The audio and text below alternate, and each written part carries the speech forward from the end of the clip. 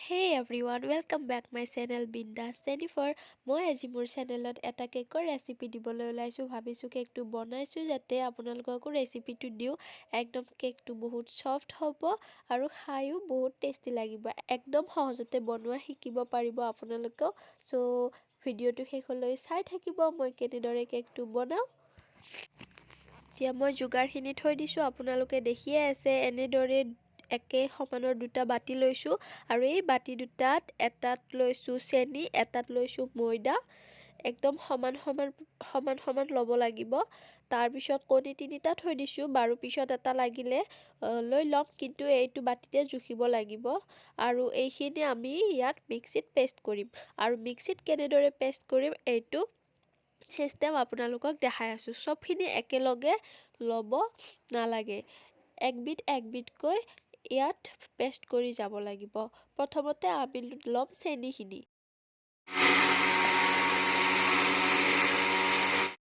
এয়া আমাৰ চেনি পিছা হৈ গ'ল ধুনিয়া মিহি হৈ গৈছে আমি কণী এড কৰিম আকৌ তাৰ পিছত মিক্সিত সেইখিনি পেষ্ট কৰিম আৰু কণীখিনি এতিয়া এনেকুৱা সমান জোখৰ বাটি এটা লৈছো ইয়াত কণীকেইটা ভাঙি চাম ইমান সমান হয় নে নহয় তাৰ পিছত ইয়াত দি কেনে পেষ্ট বনাই লম এয়া কণী তিনিটা ভাঙিলো কিন্তু তিনিটা কণীৰে বাটিটো ফুল হোৱা নাছিল সো আৰু এটা দিলো তেতিয়া চেনিখিনি যিমান আছিল আৰু ময়দাখিনি সেইখিনি জোখৰ হৈ গৈছে এতিয়া আমি এই কণীখিনি যিখিনি চেনি আমি মিক্সিত পিছিলো সেইখিনিৰ লগত এড কৰি পেষ্ট বনাই লম এয়া চেনিৰ পিছত চেনিৰ লগত কণীখিনি পেষ্ট হৈ গ'ল এতিয়া ইয়াত দিম ৰিফাইন সমান জোখৰ বাটিত ৰিফাইনখিনিও জুখি ললো একে সমান কৰি ললো ৰিফাইনখিনিও এতিয়া ৰিফাইনখিনি মিক্সিত দিম দি আকৌ এবাৰ পেষ্ট বনাই লম ৰিফাইনখিনিৰে পেষ্ট বনোৱাৰ পিছত এনেকুৱা দেখা হৈছে এনেদৰে এটাকৈ পেষ্ট বনাই থাকিব লাগে একেলগে নহয় একেলগে পেষ্ট কৰিলে কেকটো সফট নহব বেয়া হৈ যাব সো প্ৰথমতে মই দিলো চেনি মিহি কৰি লৈ তাৰ পিছত দিলো কণী তাৰ পিছত দিলো ৰিফাইন এতিয়া এইটো বইলত লৈ লৈছো ময়দাখিনি যিখিনি বাটিত থৈ দিছিলো সেইখিনি এই বইলটোত চালঙিৰে চালি লৈ লৈছো আৰু এইটো হৈছে বেকিং পাউডাৰ এইটো নহলে কেকটোৱে নহব এইটো মেইন বস্তু হয় কেকৰ বেকিং পাউডাৰ বুলি কয় এই বেকিং পাউডাৰ ময়দাখিনিত মই ডাঙৰ চামুচেৰে এচামুচ লম আৰু যদি বেকিং পাউডাৰৰ ভিতৰত এখন সৰু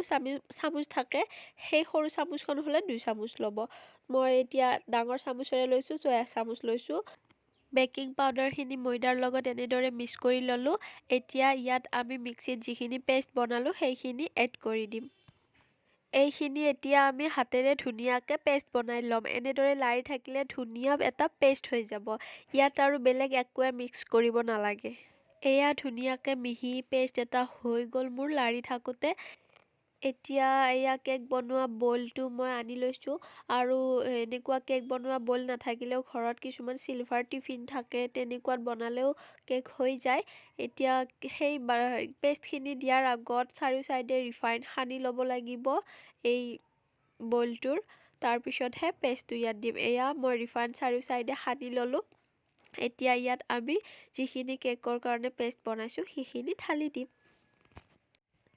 পেষ্টখিনি ইয়াত দিয়া হোৱাৰ পিছত এনেকৈ বলটো ঠেসকি ল'ব চাৰিও সাইডে তেতিয়া মানে ফুলিবৰ কাৰণে ভাল হয় আৰু এনেদৰে মই চাৰিও সাইডে ঠেসকি লৈছো এতিয়া আমি এনেদৰে ডাঙৰ ডেস্কি এটা লৈ লৈছো ডেস্কিটোৰ ভিতৰত এনেদৰে নিমখ দিব লাগিব এইখিনি নিমখ আগতে কেক বনাওতে ব্যৱহাৰ কৰা নিমখ এনেদৰে অলপ বেছিকৈ নিমখ দিলে আকৌ আগলৈ কেক বনালে ব্যৱহাৰ কৰি থাকিব পাৰি কথা নাই এনেকৈ চাৰিও সাইডে ডেস্কিটোৰ নিমখখিনি লৈ লৈছো এতিয়া নিমখৰ ওপৰত আমি থম এইখন কাৰণ তাৰ ওপৰত কেকৰ পেষ্ট হোৱা বইলটো থব লাগিব বইলটো ভিতৰত বহাই নিদিওতে অকল নিমখখিনি গৰম হ'ব কাৰণে ডেস্কিটো বহাই দিছো ডেস্কিটো গৰম হলে এইটো বইলটো ভিতৰত বহাই দিম ডেস্কিটো গৰম হোৱা পিছত বইলটো বহাই দিলো ভিতৰত এতিয়া ঢাকনিখন মাৰি দিব লাগিব আৰু ঢাকনিৰ ওপৰত এটা ওজন থকা বস্তু দি থব লাগিব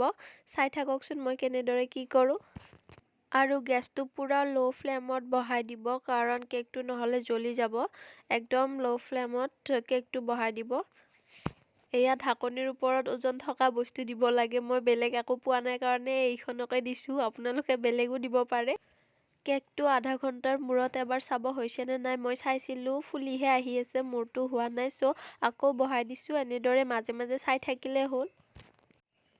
আকৌ এবাৰ চালোঁ, কেকটো ধুনীয়াকৈ ফুলি আহি আছে।